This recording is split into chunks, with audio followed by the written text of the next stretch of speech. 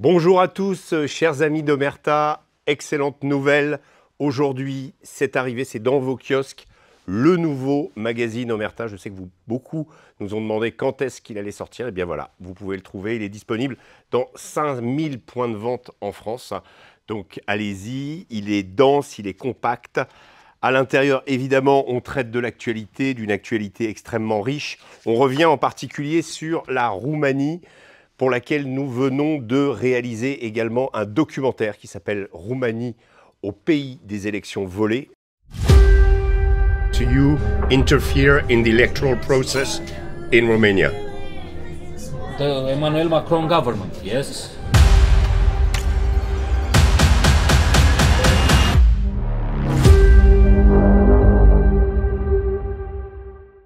Mais nous avons publié ici l'interview de George Simion. Alors vous savez que George Simion, c'est le deuxième candidat surprise. Il y avait eu Călin Georgescu en novembre dernier. L'élection avait été annulée. Et puis, Georgescu n'ayant pas pu se représenter, c'est George Simion qui a pris sa place. Il a fait plus de 41%. Vous avez suivi l'actualité. C'est un véritable bouleversement en Roumanie. Donc on revient sur cette histoire. On la décrypte, on l'analyse. Comme beaucoup de sujets de ce magazine, il y a beaucoup de choses. Il y a des surprises. Il y a également une rencontre avec Carlos, le terroriste qui actuellement est toujours en prison à la maison d'arrêt de Poissy. Nous sommes allés le rencontrer. Très intéressant de savoir, quand on sait l'ampleur du terrorisme aujourd'hui dans notre monde, comment celui qui a mis, on va dire, sur les fonds baptismaux le terrorisme moderne, ceux qui pensent de tout ça. Également un sujet sur la Syrie, aussi brûlant d'actualité, avec tout ce qui se passe, avec cette guerre civile larvée qui est en train de se produire dans le pays. Nous sommes avec les gens de HTS.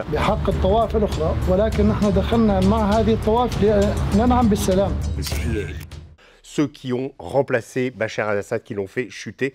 C'est dans le mag également. Vous avez évidemment le sujet de couve. Poutine-Trump à l'assaut de l'Europe. Pourquoi à l'assaut de l'Europe? Eh bien, tout simplement parce que, on l'a bien compris, aujourd'hui, il y a un bouleversement géostratégique avec le rapprochement entre les Américains et les Russes. Que va devenir l'Europe? Que vont devenir les Européens? Nous avons interviewé des grands experts pour expliquer, pour essayer de comprendre ce qui est en train de se passer dans le monde. Tout ça, vous le trouvez dans le magazine d'Omerta, disponible dans 5000 points de vente en France. À vos kiosques. Je suis très très heureuse de le retrouver ici, de l'accueillir ici aujourd'hui, en ami et en véritable professionnel. C'est Régis Le Sommier qui est avec nous. Bon, alors, vous présentez grand reporter, ayant parcouru tous les théâtres de guerre et de crise depuis au moins une bonne vingtaine d'années quand même. Oui, ça commence à remonter. Voilà, ça commence à... Ben, vous avez commencé petit. Oui. Chef du bureau de Paris Match aux États-Unis, donc très versé depuis longtemps, parce que c'était au début des années 2000, je crois. Tout à fait. 2003. Juste après voilà. le début de la guerre en Irak. Voilà, donc toutes les questions américaines, militaires, enseignement, tout ça, là, vous avez été à pied d'œuvre, y compris auprès des unités, y compris, voilà. Oui. Vous avez aussi interviewé des présidents américains, hein, je crois Obama, et puis Bush. Et puis même Donald Rumsfeld, bon, lui c'était pas un président mais il était quand même redoutable aussi, dans son action du moins, chef du Pentagone à cette époque.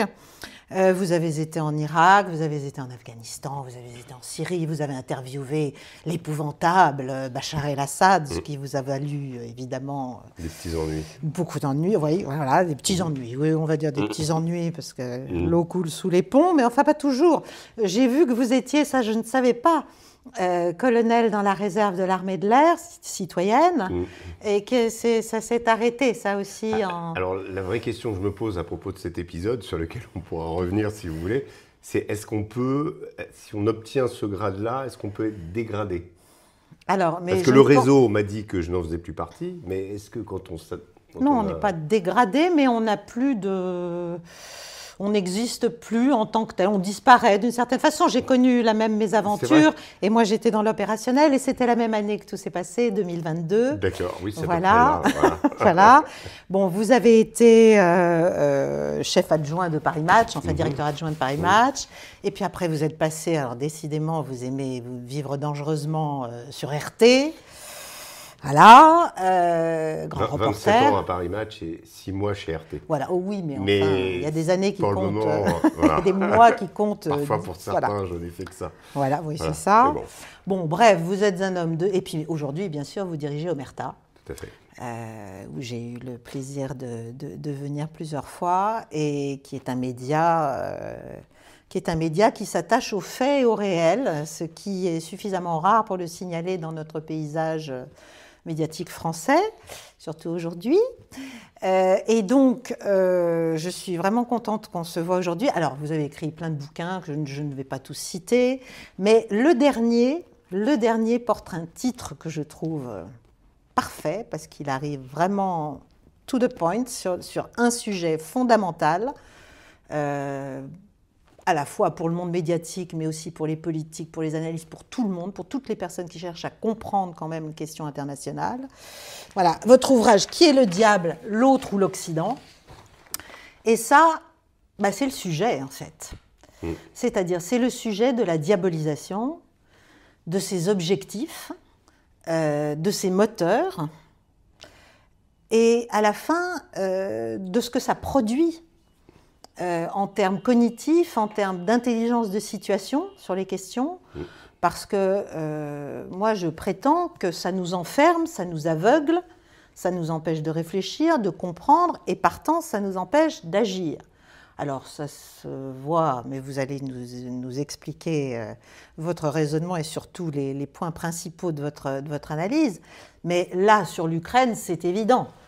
C'est un morceau, là on l'a en live, si j'ose dire, devant nous en permanence. On nous explique que la Russie est faible, mais qu'en même temps, elle veut envahir d'abord toute l'Ukraine. Donc on est parti d'une assumption qui, à mon avis, est complètement fausse, mais qui va peut-être finir par devenir vraie si on continue à attendre, mais qui était parfaitement fausse au départ de l'opération militaire spéciale. Ensuite, on nous explique que donc la Russie, bah, elle en est réduite à prendre les puces de ses machines à laver pour faire marcher ses missiles, que économiquement ça ne va pas, que politiquement c'est une dictature infâme où les gens ne soutiennent absolument pas le pouvoir, mais en même temps, ça s'oppose quand même à un réel qui de plus en plus devient massivement visible. Donc voilà, j'aimerais qu'on parte là-dessus, sur ce phénomène de diabolisation. Sur le phénomène de diabolisation et en rapport avec la guerre en Ukraine, c'est vrai qu'on est passé, je pense, parce que j'avais déjà connu des phénomènes de diabolisation avant, je dresse dans le livre plusieurs exemples. L'un des plus manifestes me paraît être celui de Saddam Hussein, longtemps allié, ou en tout cas allié objectif, ami de Jacques Chirac, enfin bref, quelqu'un qui avait des relations assez privilégiées avec l'Occident. Vous parliez de Rumsfeld d'ailleurs tout à l'heure, et quand j'avais l'occasion de le rencontrer, je lui avais dit, mais en 83, là vous faites la guerre à Saddam Hussein, il n'avait pas été, c'était novembre 2003. Et je lui ai dit, mais en 83, vous êtes allé à Bagdad, vous avez serré la main de Saddam Hussein. Et là, il était surpris de la question, il m'a dit, mais oui, mais à l'époque, le contexte faisait que nous avions l'Iran en face. Donc en fait, je lui ai dit, mais donc Saddam Hussein vous servait, il était un peu votre bouclier. Il a botté en touche en me disant qu'il avait beaucoup parlé à Tarek Aziz et pas beaucoup à Saddam Hussein. Bref, voilà, ça lui semblait être d'une autre époque. Mais en fait, c'était tout à fait lié. Et ce Saddam Hussein a été bien utile. On lui a donné les moyens de faire une guerre absolument épouvantable d'ailleurs contre l'Iran, où 1 million de personnes ont été tuées. Où les conséquences ont fait que le même Saddam Hussein, avec du gaz, je crois d'ailleurs d'origine allemande, a gazé ses populations kurdes, sans qu'on ne fasse rien ensuite, s'est vengé sur les chiites. Là aussi, la question des minorités, des majorités pour le cas de l'Irak, mais majorité persécutée par la minorité sunnite. Bref, tout l'appareil interne de ces pays composites est souvent artificiel à la base, qui se met en branle à travers, je vais dire, une volonté de l'Occident finalement d'utiliser les pays comme des pions et les dictateurs en disant bah, de toute façon si celui-là ne nous plaît pas, on en remettra un autre, etc. Et pour ce qui est de Saddam Hussein, c'est un exemple assez marquant où tout à coup, parce qu'il ne coche plus les cases qu'il faut, ça devient le nouvel Hitler. Et le nouvel Hitler, évidemment, on ne peut pas le garder, c'est une menace planétaire. Alors, il ne devient pas le nouvel Hitler dans la première guerre du Golfe, encore qu'il y a eu l'affaire des couveuses du Koweït City. Ça a été débunké, pour reprendre un terme à la mode, assez rapidement, ce qui fait que, bon, on a voulu charger, on a voulu vraiment l'accabler. Il a reculé, George Bush père n'est pas allé jusqu'à Bagdad et l'a laissé survivre, on va dire.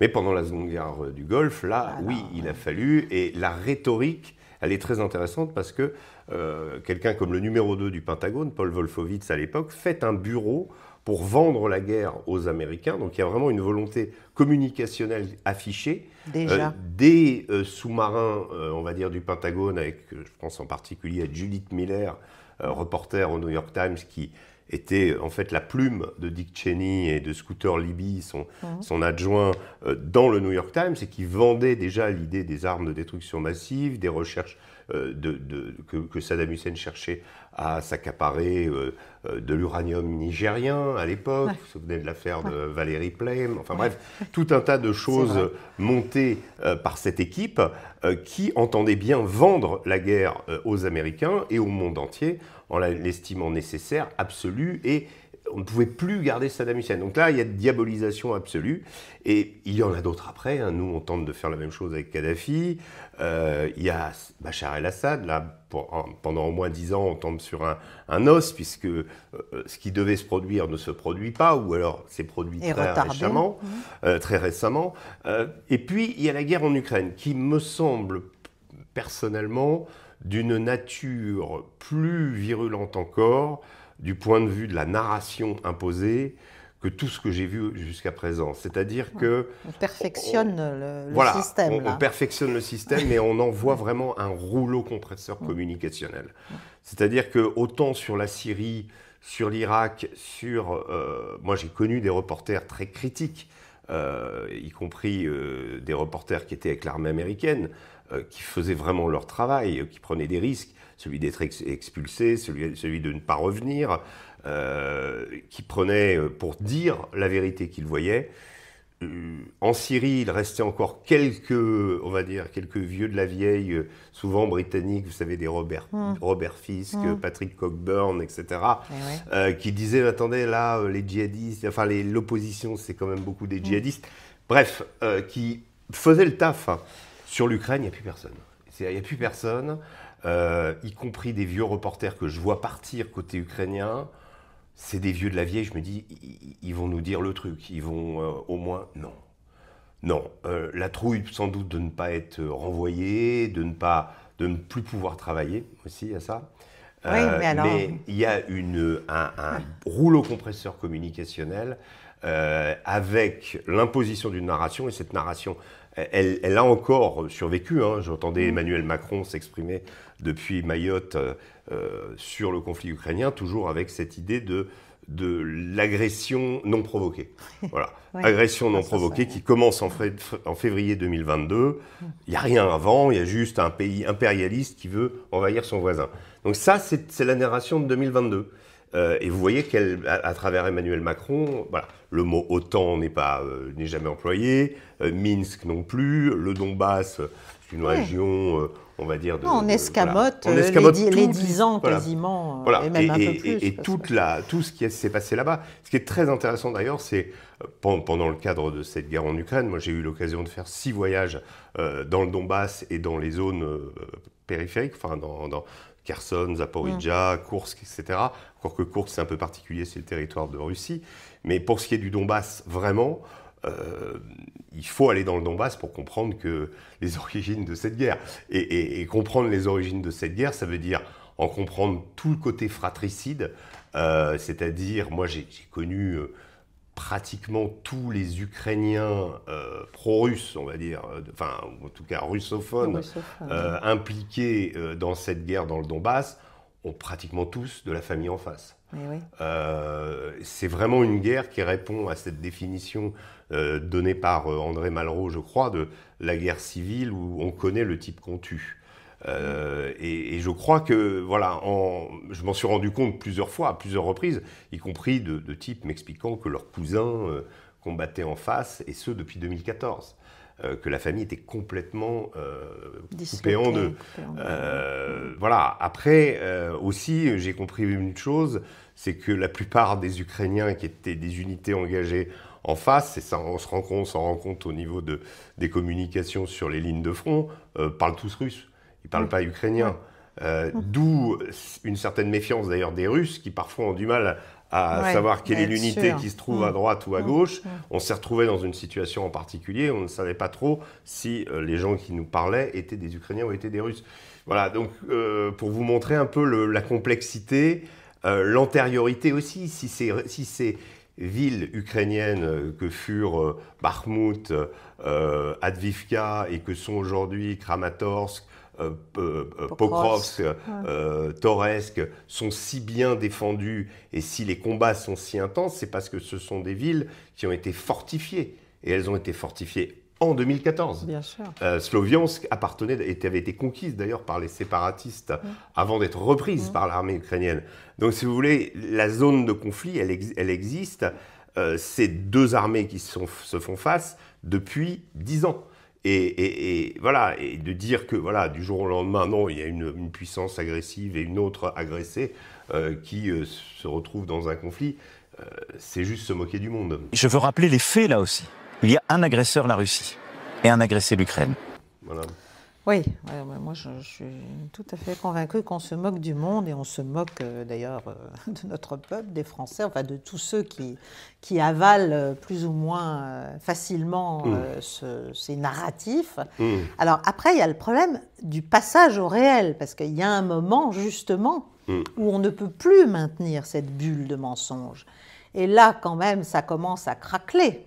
Ça commence à craqueler parce qu'en fait, le soutien premier de toute cette offensive, qui était quand même américain, lui-même fait bouger ses intérêts à des intérêts qui changent et est obligé de tenir compte quand même du réel pour pouvoir se sortir, j'allais dire, de ce guêpier et laisser ceux qui veulent bien encore accréditer cette folie, ce délire. Mais ce passage au réel, là, devient pour moi extrêmement dangereux pour nous, c'est-à-dire c'est extrêmement dangereux pour les agents de la diabolisation. C'est extrêmement dangereux. En même temps, on peut pas dire qu'on est surpris. La politique américaine, je vais dire, à la différence des Russes, c'est que les Russes restent plus ou moins attachés aux pays avec lesquels ils ont eu soit une occupation à un moment, soit, y compris en Afrique, l'époque où le Mali, nouvellement indépendant, nouait des liens avec la Russie ou le Niger aussi, cette époque-là a été remise en avant au moment des coups d'État, une partie de l'état-major malien parlant encore russe, enfin il y avait encore des relations.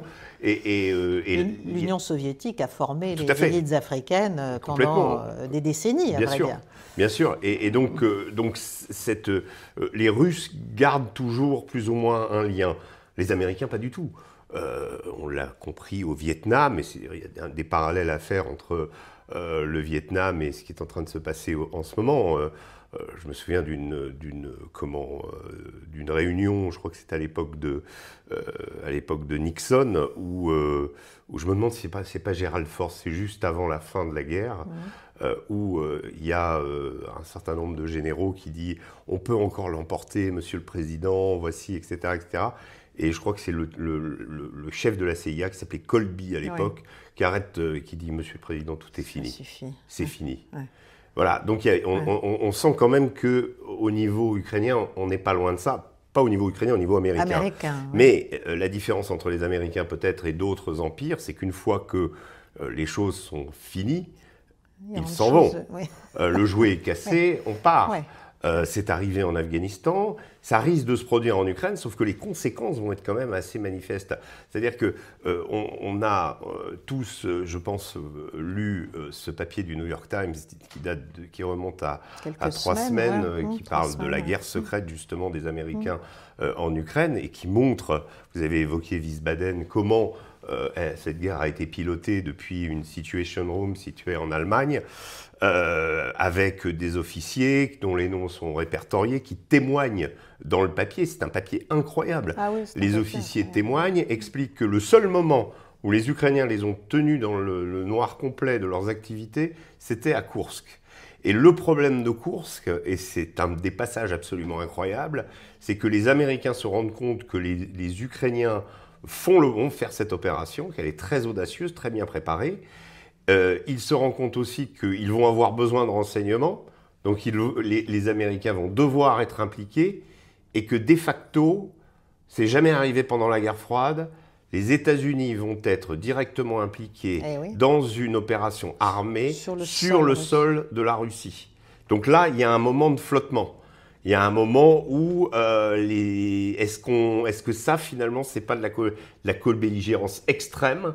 Est-ce qu'on, à ce moment-là, parce qu'on n'est pas encore dans l'autorisation de l'usage de missiles à longue portée contre le sol russe, on est dans un moment, voilà, et c'est très, très intéressant, c'est très bien écrit ce papier.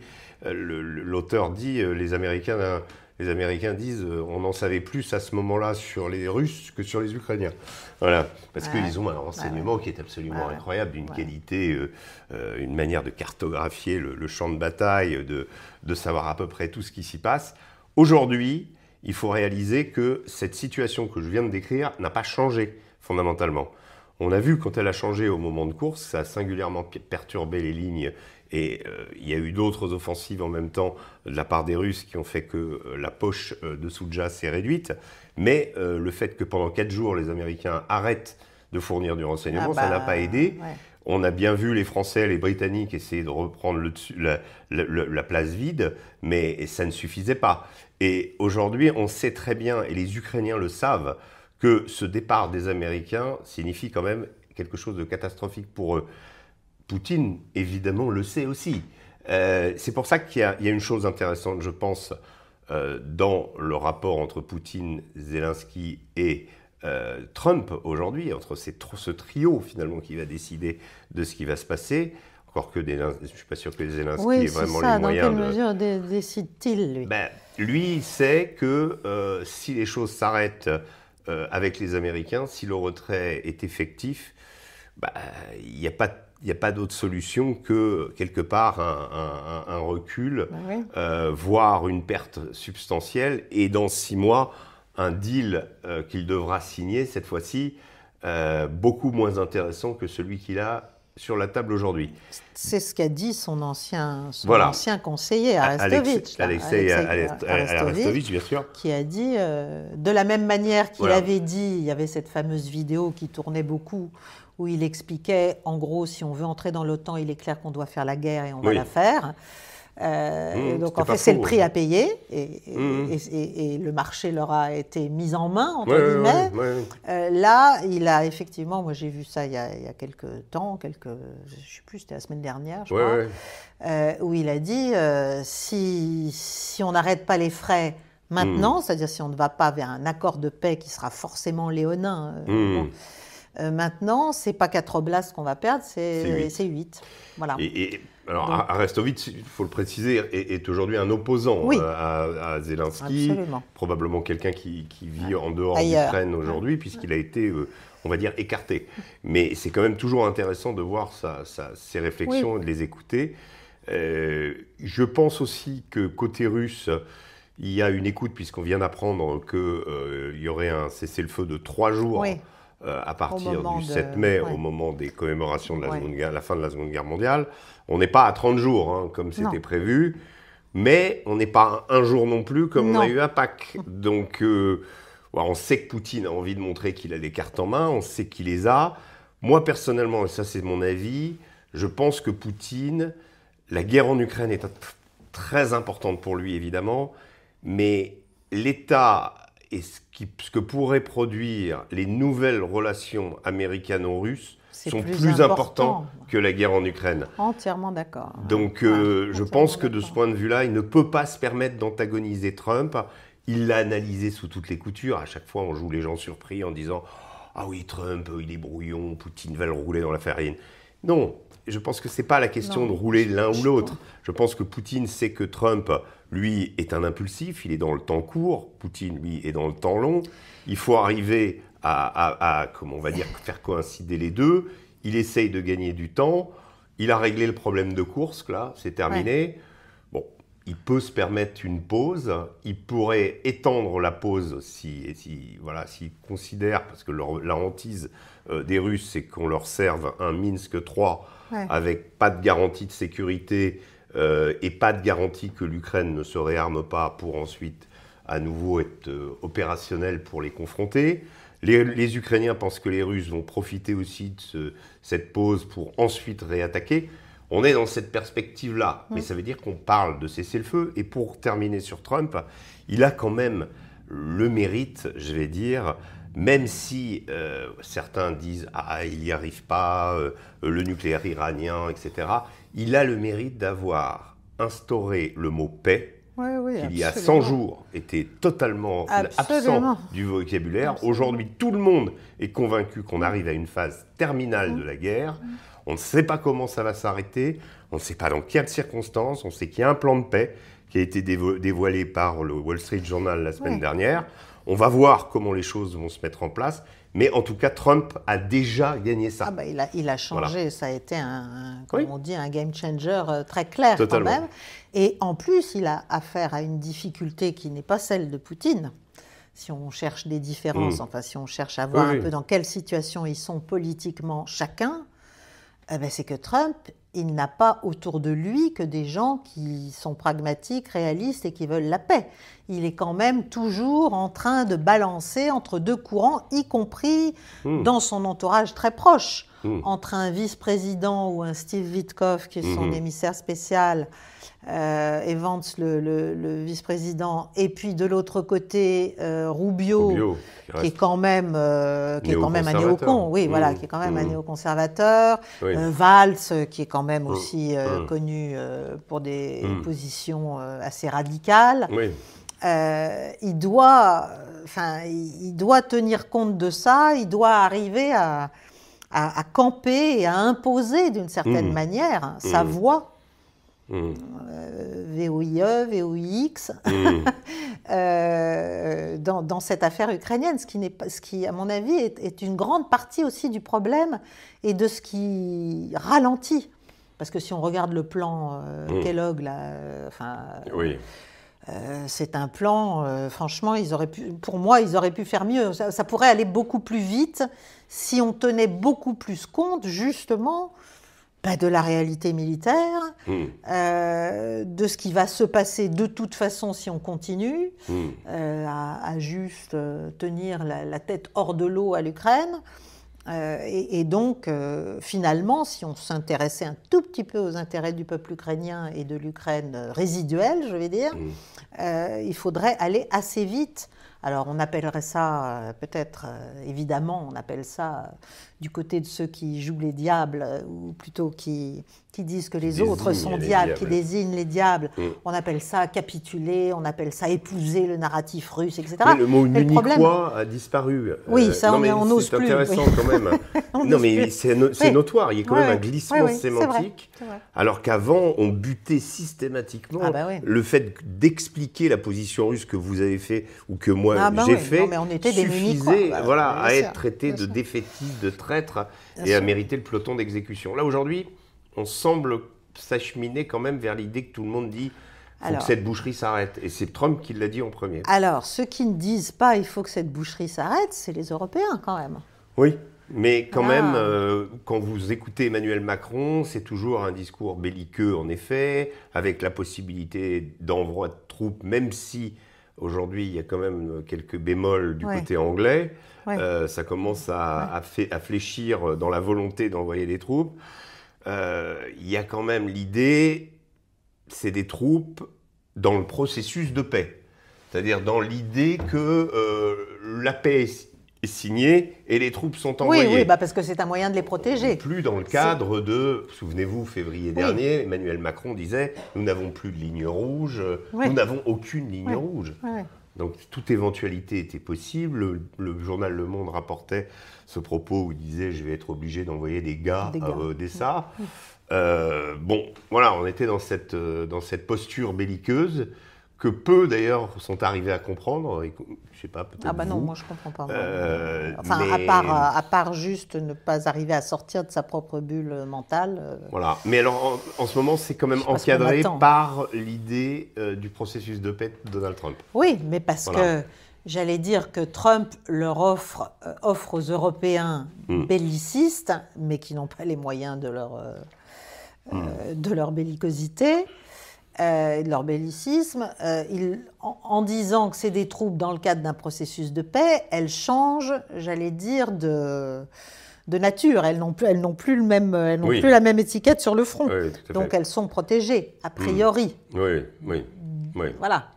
S'il y avait un accord, si les Russes s'entendaient. Mais moi, je pense que quand même, la Russie a été très claire et depuis longtemps sur on ne veut pas d'uniforme de pays européens ou de l'OTAN en Ukraine. Tout à fait, ça a été rappelé plusieurs donc reprises. ça va être quand même un grand sujet, cette force d'interposition. Il s'est même dit, je crois, mais je ne sais pas si vous savez quelque chose là-dessus, qu'en fait, il pourrait y avoir aussi une force américaine ou russe. Ah. On a parlé de ça. Mais j'ai pas entendu, mais voilà. bon. Oui. Bon, donc l'Europe qui elle-même se fracture quand même, vitesse grand V, parce que tout ça, finalement, là aussi, il y a une ligne assez claire entre les réalistes et les autres, les pragmatiques et les autres, ceux qui regardent la situation telle qu'elle est désormais en termes de rapport de force et aussi d'opportunités pour l'avenir. Parce que je crois que même les États-Unis sont en train de revoir leur nomenclature au département d'État et de mettre l'Europe dans une grande direction Eurasie, ce qui est quand même très intéressant. Ça montre c'est un logique, petit peu la vision du monde. Ça correspond. Ils sont en train de changer quand même beaucoup de choses. Ils sont en train aussi de rétablir avec la Russie tout le personnel diplomatique. Absolument. C'est quand même, il y a beaucoup de choses qui changent. Voilà, donc ça, est-ce qu'on peut espérer que finalement on va peut-être sortir de cette diabolisation systématique qui est en fait extrêmement contre-productive pour nos intérêts? Parce que c'est ça que je ne comprends pas. C'est quoi les intérêts à la fin? Une fois qu'on a compris qu'on ne va pas mettre la Russie en pièces, qu'on ne va pas faire du régime change à Moscou, qu'on ne va pas la piller, qu'on ne va pas... Une fois qu'on a compris tout ça, il faut quand même à un moment donné sortir du délire. Tant qu'on a du mal à en sortir, moi je vais vous expliquer voilà comment j'analyse les choses. Parce que je pense d'abord que notre rapport aux États-Unis est le fruit d'une culture qui remonte sur plusieurs décennies, voire, on va dire, depuis la Première Guerre mondiale. Un rapport de grand frère à petit frère, ou en tout cas de vassal à suzerain. On a oublié d'ailleurs, quand on était jeune, que l'opération du débarquement s'appelait Overlord, qui veut dire suzerain, en anglais, qui veut bien dire ce que ça veut dire, et que De Gaulle avait rappelé, et plusieurs aussi l'ont fait, le souhait des Américains d'imposer l'AMGOT, American Administration of Occupied Territories, qui aurait imposé une monnaie à la France, une sorte de dollar français. Ça avait commencé à être imprimé, d'ailleurs. Voilà, et dont le taux de change était inférieur au marque allemand. Vous voyez, donc ça quand même, ça notait la façon dont, et c'est pour ça d'ailleurs que De Gaulle explique qu'il n'a jamais assisté aux cérémonies du D-Day, considérant qu'il s'agit d'être un débarquement anglo-saxon, que les Français y ont participé, mais de façon symbolique, et que l'histoire de la deuxième DB, elle vient après, en fait. Donc, il y a dans cette histoire un rapport que nous avons, parce qu'en dépit de ce traitement, nous considérons à juste titre que les Américains nous ont libérés, un courant atlantiste extrêmement virulent est né de la guerre froide, avec l'opposition avec la Russie, et que ce courant a persisté jusqu'à aujourd'hui et qu'il est extrêmement, on va dire, virulent encore, et qu'il imprègne et qu'il irrigue les mentalités. Et aujourd'hui, je vous dirais, sur la question de la guerre en Ukraine, c'est un petit peu comme si on était dans un TGV, que la motrice qui va à 300 à l'heure, c'est les Américains, nous on est dans les wagons, on avance en même temps qu'eux, et puis tout à coup la motrice disparaît. Oui. Et on est encore dans les wagons, et on se dit, mince, il va falloir qu'on construise une autre motrice. Il faut déjà qu'on s'arrête peut-être. Ou qu'on s'arrête, mais en tout cas ou qu'on prenne le temps de la réflexion. C'est pas sûr qu'on l'ait, on est dans une accélération de l'histoire. On veut défendre l'Ukraine, si on doit la défendre, il faut y aller. Il va falloir y mettre de notre poche, il va falloir forcément, ça va nous coûter des choses.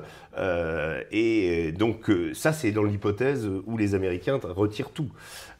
Mais culturellement, on reste avec cette idée et on a du mal à se projeter au-delà de ça.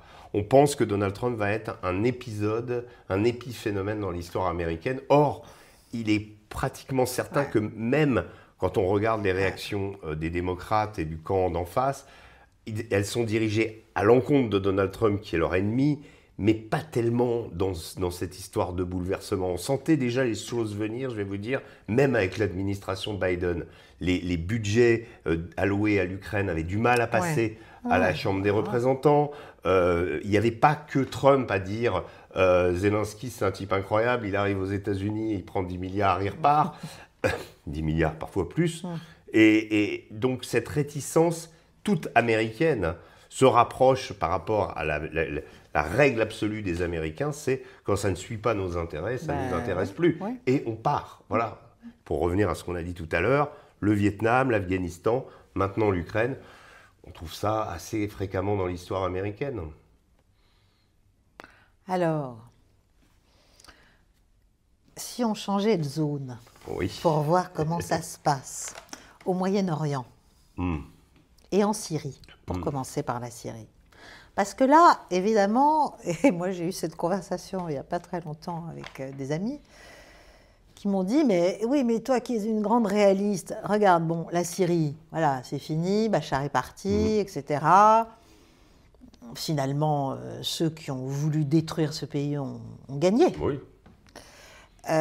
Et est au pouvoir un ancien de Daesh, quand même. Bon, on peut l'habiller, le coiffer, lui changer son nom, le rebaptiser. Il a été Al-Qaïda, Daesh, il a fait beaucoup de choses, il a une longue carrière. Voilà. Mais donc, si on ne traite pas avec les régimes, mais juste avec les États, et ben voilà, maintenant c'est ça l'État syrien. Oui. Alors, est-ce qu'il faut, selon vous, si on sort justement de cette diabolisation qui peut marcher dans les deux sens aussi, même s'il y a certains diables qui ont des cornes plus réelles que d'autres quand même. Est-ce Vous voulez dire finalement, tolérer le diable Jolani parce qu'on a toléré le diable Assad, par exemple, d'un point de vue réaliste. C'est ce que nous, de ce point de vue-là, on ne peut pas dire que la France ait pris des pincettes ni des précautions quant à la nature du nouveau régime syrien. Il y a eu quelques rappels, en l'occurrence par des massacres sur les Alaouites, la minorité dont était originaire le clan Assad et qui a gouverné le pays depuis plus de 40 ans. Ces massacres-là ont rappelé quand même que voilà, la nature du régime syrien n'était pas d'essence démocratique, tolérante, inclusive, en dépit de ce qu'en disait le même Jolani, Ahmed al-Shara, de son nom d'état civil. Voilà, alors oui, est-ce que va-t-on appliquer la même dialectique, la même attitude réaliste parce qu'avec Bachar al-Assad, on n'adoptait pas une attitude du tout réaliste. On disait... on diabolisait. La morale... Cet homme, je me souviens de ce qu'avait dit Laurent Fabius, ne méritait pas d'être né. Quand on est un diplomate, on ne dit pas des choses comme ça. Enfin, on peut traiter ses adversaires ou les haïr profondément, mais on est là pour parler à des gens, en général, qui ont du sang sur les mains. Donc, et à faire en sorte de présenter la meilleure option pour son pays. Ce qui est malheureux dans la diplomatie française, c'est qu'on a l'impression que depuis l'affaire de l'Irak, la diplomatie française s'est illustrée en facilitant des options qui s'en sont toujours révélées au détriment du pays, au détriment de son influence, au détriment de sa grandeur, avec des choix qui ont fini par notre recul complet en Afrique, par exemple. Donc là, il y a un état de fait. La réalité syrienne est que ce pays est composé de 75% de sunnites, que Ahmed al-Shara est un représentant de cette communauté. C'est l'inversion de ce qu'il y avait avant. Avant, il y avait les alaouites qui dominaient les sunnites. Maintenant, il y a les sunnites qui dominent les alaouites. C'est d'ailleurs toujours la même histoire, hein, en Syrie, avec les chrétiens au milieu, les autres ethnies. Voilà. Ce qu'il en reste aussi, les ismaéliens, les chiites, les duodécimains, bref. Tout type de chiites, plus les druzes également. Et on remarque que toutes ces composantes ont quand même s'accordent à peu près toutes pour quand elles commencent à entretenir un rapport avec le pouvoir central à Damas. Il y a toujours l'idée quand même de garder ses armes. Voilà. C'est le cas. Voilà. Quant aux alaouites, malheureusement, c'est des massacres quasiment tous les jours. Et d'ailleurs, ce qui est très intéressant, c'est qu'un rapport de l'ONU qui datait de 2011, avant le début de la guerre en Syrie, expliquait que la communauté alaouite, en cas de guerre en Syrie, était la plus à risque de disparaître. Rapport, il faudrait que je retrouve que j'avais... oui. Donc c'était déjà, la minorité alaouite était déjà menacée dans son existence avant, et ça avait été constaté par l'ONU. Voilà. Voilà. Intéressant. Bon. Alors, si on revient si on reprend ce fameux titre de votre ouvrage, donc le diable, c'est clairement pas l'autre, en tout cas rarement. Oui. C'est plutôt nous, mais si on changeait, si on devait améliorer tout ça, qu'est-ce qu'on pourrait faire? Et comment d'ailleurs l'appareil médiatique, parce que ça aussi c'est une question quand même qu'on peut se poser au bout d'un moment, c'est qui suit qui, si vous voulez. Par exemple en France, c'est assez effrayant ce qu'on a vu quand même sur l'Ukraine, mais sur d'autres conflits aussi. Mais c'est vrai qu'en Ukraine ça a atteint un stade de perfection. Mais l'Ukraine était assez surprenante parce que, je vous dis, cette vieille génération de reporters critiques, des empêcheurs de tourner en rond, qui disent « Mais attendez, là, vous nous dites ça, mais c'est fini. » Il n'y en a plus, mais deux, la nouvelle génération, moi je la vois sortir des écoles de journalisme, n'a absolument pas l'esprit critique. Oui. Mais pas du tout. Mais donc, qu'est-ce que ça va devenir ? devenir ? On est donc face à on va dire, une vision très moraliste qui imprègne, qui devient vérité, puisqu'il n'y a plus de journalistes à dire « Attendez, le massacre de Timișoara, là, le truc que vous avez... » ou « Attention, les Serbes, là, vous nous avez dit que les Serbes avaient fait leur offensive, en fait, il n'y avait pas d'offensive. » Enfin bref, il y a quand même eu des choses comme ça qui ont été... Et parce que des journalistes ont mis leur nez dedans, qui se sont fait traiter de tous les noms. Marc Allais 1, Marc Allais 2, Ratchak, enfin moi ça j'ai vu ça par le menu. Bien sûr, mais là, ça semble beaucoup plus difficile et du coup il y a un suivisme qui se crée. D'abord il y a une profession aussi qui est en voie de paupérisation énorme, dans laquelle le salaire moyen a baissé substantiellement. Je vous dis, il y a l'idée pour les vieux de pouvoir retourner couvrir un dernier conflit. Alors donc on ne va pas trop l'ouvrir parce que si on commence à dire attendez là ça ne s'est pas passé comme ça au début et à contrarier la version officielle, on ne va pas être renvoyé. Et souvent on se base sur des pigistes. Il y a beaucoup de pigistes qui travaillent. Qui dit pigiste dit on va à la gamelle. C'est ça le problème. Mais donc la version officielle... Elle pénètre presque sans... Oui, mais les lignes éditoriales, tout ça, c'est fait en accord avec un pouvoir politique ou c'est fait juste par grégarisme naturel ou par, conformisme ou volonté de plaire, tout simplement au pouvoir? Si je voulais avoir une analyse de gauche, j'emprunterais volontiers à celle de mon ami Aude Lancelin, qui dit c'est à partir du moment où le CAC 40 s'empare de la presse. Oui, donc c'est ça qui fait que... oui, à partir du moment où on a des capitaines d'industrie qui ne sont plus les protecteurs de leurs journalistes, comme l'était la génération des Perdriel ou des Jean-Luc Lagardère. Oui, mais donc ça veut dire qu'ils ne comprennent rien au monde tel qu'il est, finalement, eux-mêmes. Non, ils sont suivistes des hommes politiques. Moi, j'ai été pendant des années à Paris Match et on disait, quand j'y étais, on parlait des lois Guigou, vous savez, en 1981, pour la protection de la vie privée. Et ces lois-là avaient été, je me souviens de mon directeur me dire ça, il disait, ces lois ont été inventées par les politiques pour aider leurs copains du showbiz dans le but de les appliquer à eux-mêmes un jour. C'est exactement ça. Et ça, c'est juste les lois sur la liberté de la presse, pas sur la liberté de la presse, sur le droit à l'image. C'est juste cette partie-là. Maintenant, il est évident qu'il y a un certain nombre de choses qu'on ne peut plus trouver dans la presse classique, qu'on trouvait avant. Il y avait toujours la place, notamment dans des magazines comme Paris Match, d'un article un peu... mais on se rend compte que même Mediapart, c'est piloté par certains intérêts, que c'est un juge qui va sortir le dossier, etc. Enfin, on connaît la musique. Bon, dans tout ça, la liberté de la presse, les grandes valeurs du journalisme, on ne sait pas très bien où elles sont. Et je vous dis, la génération qu'on a aujourd'hui, qui arrive aux commandes, nouvelle génération, n'est pas équipée. Elle a été habituée à suivre. Elle ne va certainement pas se révolter. Il y a la contrainte, on va dire, financière. Il y a le fait qu'il est extrêmement difficile de vivre de ce métier aujourd'hui.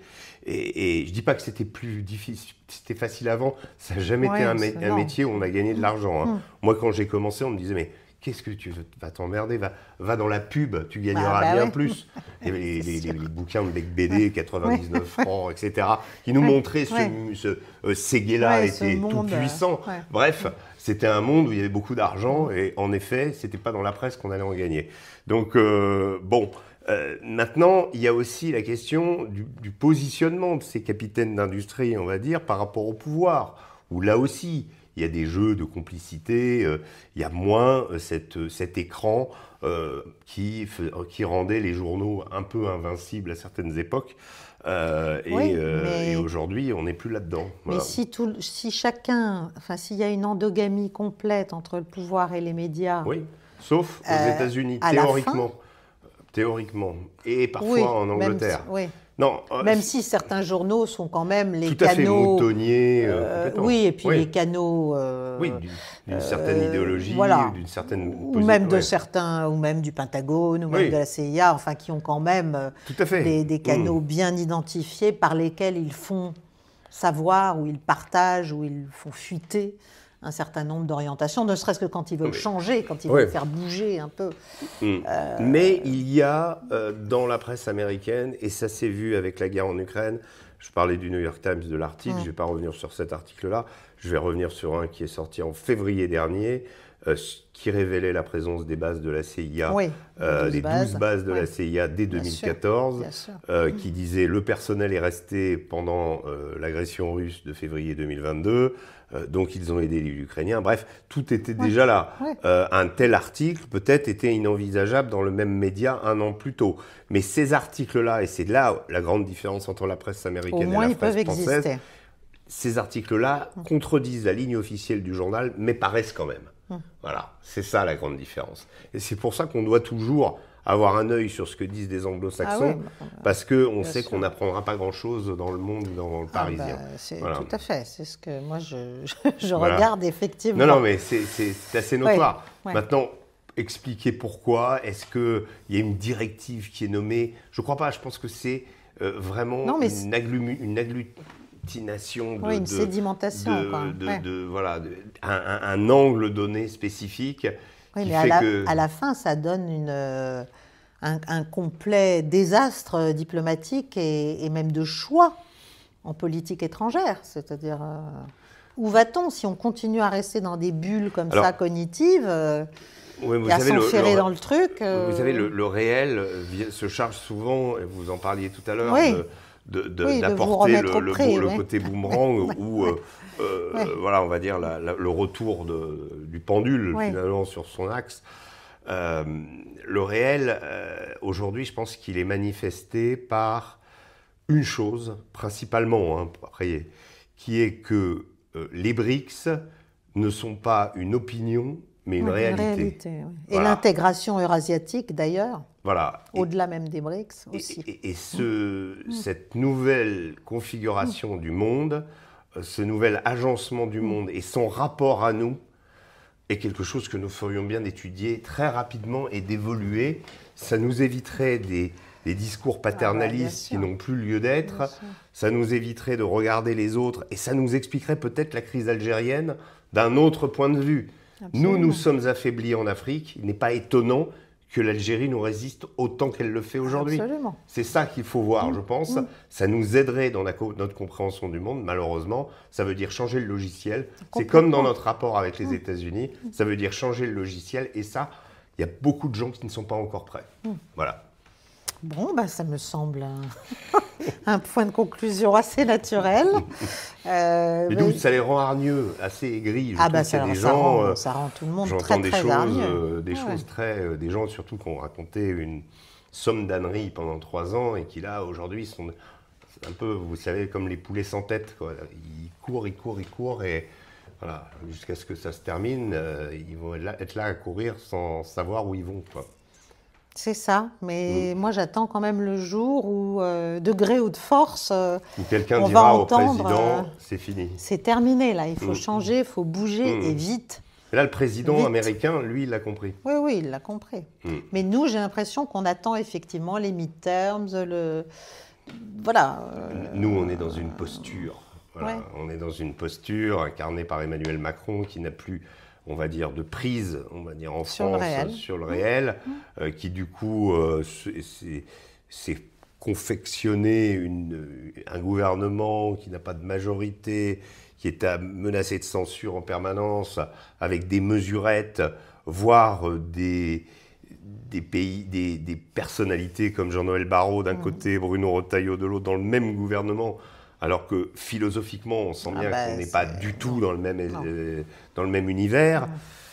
Tout ça fait que ça ne peut pas avancer et que sur des dossiers brûlants, en effet, comme la question algérienne, eh bien, on ne peut pas avancer et l'Algérie le sait aussi. Et elle en profite. Voilà. Ouais. Ouais. Voilà. Bon. Eh ben, merci beaucoup Régis Merci. d'être venu, de cet échange qui, j'en suis certaine, va intéresser beaucoup Ouais, écoutez, ça nos m'a fait très abonnés. plaisir. Voilà, et puis on va continuer. Hein, Oui, de la tout à même fait. manière Bah, que je viens régulièrement. On fera le match retour. Voilà, on fera le match Voilà. retour, tout à fait. Ok, Merci beaucoup, entendu. Caroline. Merci beaucoup, Régis. Merci. Merci à vous de votre attention, de liker, de partager cette vidéo, de vous abonner, d'appuyer sur les petites cloches, de nous soutenir via Tipeee, via tout ce que vous pouvez. Et un prochain entretien géopolitiquement incorrect dont je ne vous révélerai pas le nom de l'invité tout de suite, mais nous y pensons déjà.